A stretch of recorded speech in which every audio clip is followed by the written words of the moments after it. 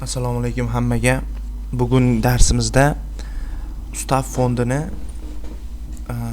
fondiga kiritilgan tovar hamda materiallarni ADNSga kiritishni ko'rib o'tamiz.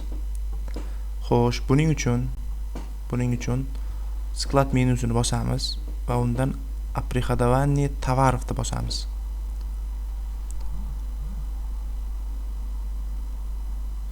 Xo'sh, keyin sozdatni bosiladi.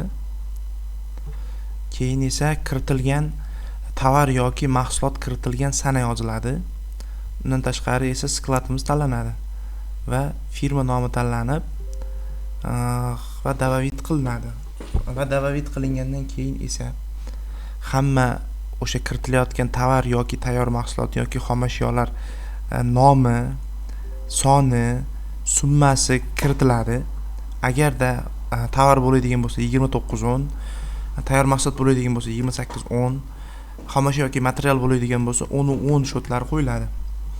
Va keyinchalik esa shot taxodufga o'tilib, shot taxodufdan 46.10 bosiladi va kontragentga ta'sischimiz tanlanib qo'yiladi.